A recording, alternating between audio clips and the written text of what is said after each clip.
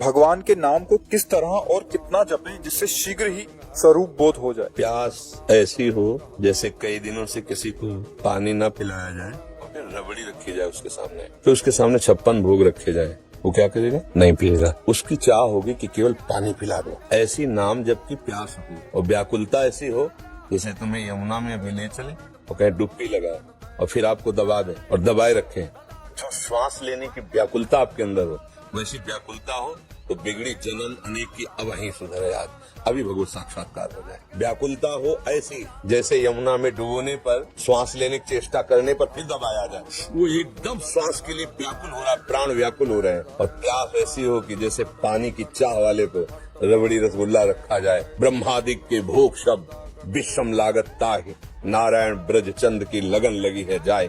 ऐसी तो चाह हो और ऐसी व्याकुलता हो कि दरस बिन दुखन लागे न, जब से तुम बिछड़े पिए प्यारे कबहू न पायो चैन। अभी हम चैन से सो रहे हैं, चैन से खा रहे हैं और हम भगवत प्राप्ति की बात कर रहे हैं।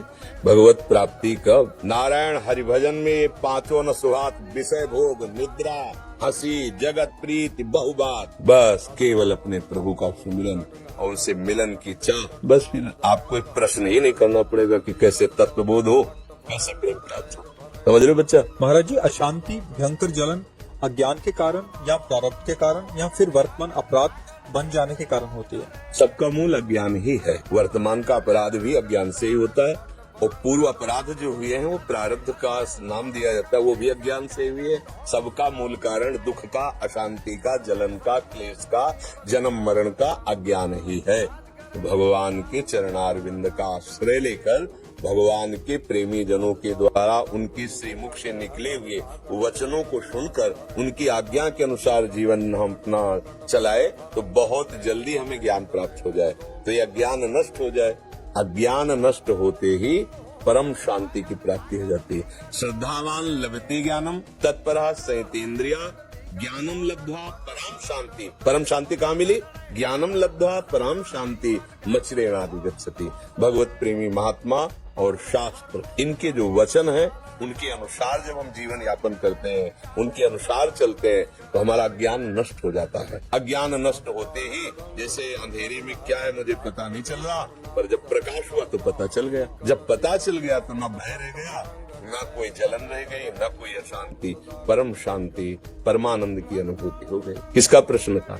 हाँ, खूब नाम जप करो, भगवद आश्रित रहो, माता पिता की सेवा करो, अभी नई अवस्था है, ब्रह्मचर्य पर दृष्टि रखो, गंदे आचरणों की वृत्ति वाले लोगों का संग न करो, दृश्य न देखो, वैसा बात न करो। बड़े भाग्य हैं जो आप परमार्थ संबंधी जिज्ञासा रखते हैं, पर इसकी अनुभूति के लिए जैसा आदेश हो गुरुजनों का, शास्त्रों का, वैसे चलने पर अनुभूति होगी। प्रश्न करना उतना लाभदायक नहीं होगा जितना आचरण में उतारना लाभदायक होगा।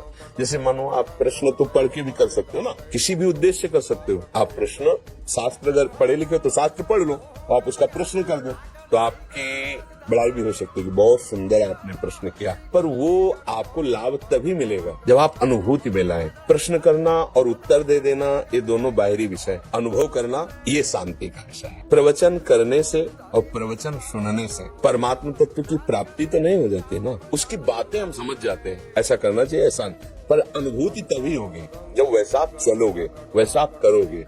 नहीं तो फिर जैसे वेद उपनिषद में लिखा है, नायमात्मा प्रवचनेन न लभ्या न मेधया न बहुना श्रुतेन। बहुत प्रवचन करने वाले को भी ये नहीं होता जो परमानंद की, बहुत सुनने वाले को भी नहीं होता, बहुत बुद्धिमान को भी नहीं होता। होता किसको है? जिसने वर्ण कर लिया, मन वचन कर्म से मुझे भगवत प्राप्ति करनी है और जैसा भगवत प्राप्त महात्मा कहते मैं अक्षरशः वैसा चलूंगा, चाहे प्राण चले जाए, मैं उनके विरुद्ध आचरण में। अब बात बन गई। श्री